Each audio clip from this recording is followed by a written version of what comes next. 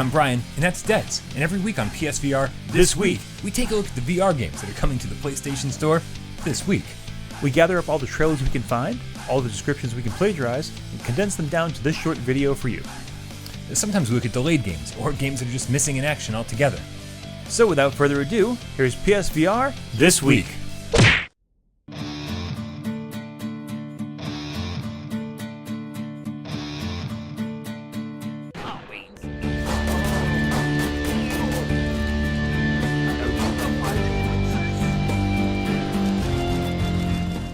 Hop, skip, or simply wave your stick horse up and down to speed across the western landscape and hop along the Battlelands.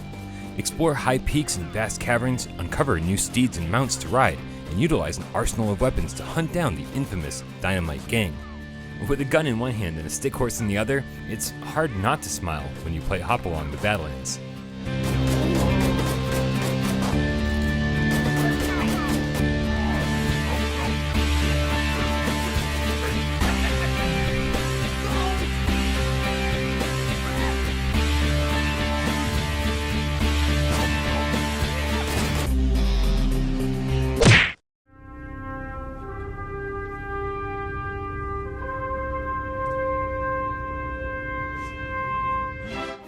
Detach is a space exploration VR game that demands tactics and skill to survive.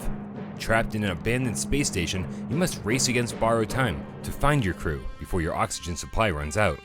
As you solve puzzles to open airlocks, locate power cores, and disable transmitters, something tells you that you won't be alone when you finally escape into the universe's deep infinity.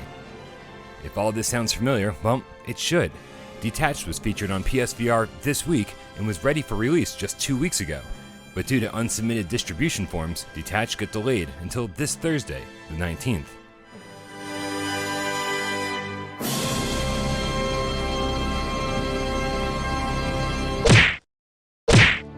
We are being invaded. A death squad is attacking our cities and bases. Set in a futuristic world with shocking visuals, Gene Rain is a next-gen third-person shooter featuring 3 unique heroes that will fight to end world conflicts no matter the cost. Gene Rain is indeed coming to PlayStation 4 this week, but without the advertised PSVR mode. In fact, if and when the game does get VR support, it'll be coming from a different developer entirely, and won't even be the full game. Let's put this one in the maybe pile for now.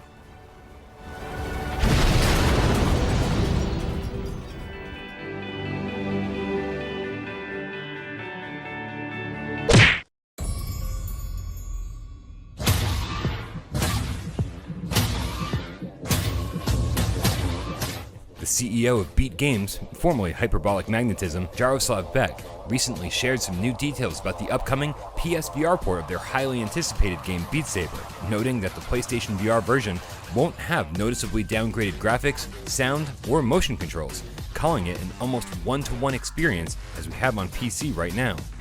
Beck also added that the PlayStation 4 Pro will run the game in a higher resolution, and when asked about exclusive PlayStation VR content, he added, quote, "There will be quite a lot of things we would like to deliver to the PSVR exclusively, but it's a little too soon to talk about it."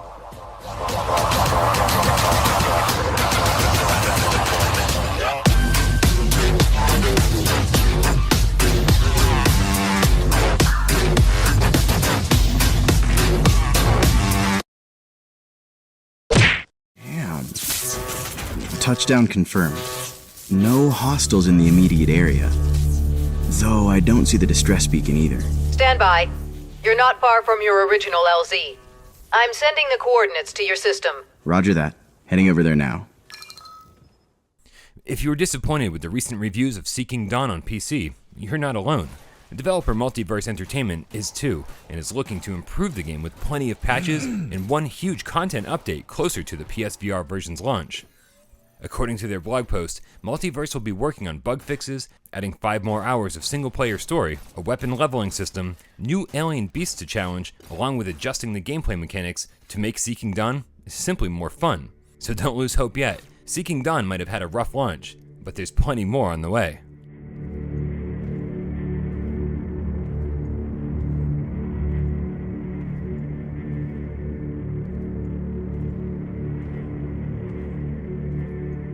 Captain, I've got eyes on a downed FCR ship. No signs of life.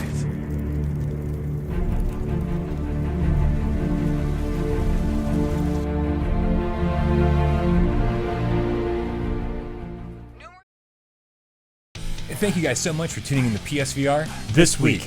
We'll be back next week to tell you about all the VR games coming to the PlayStation Store. But keep in mind that no one outside of Sony really knows what games are coming when. But we'll do our best to keep you up to date each and every week on PSVR This week.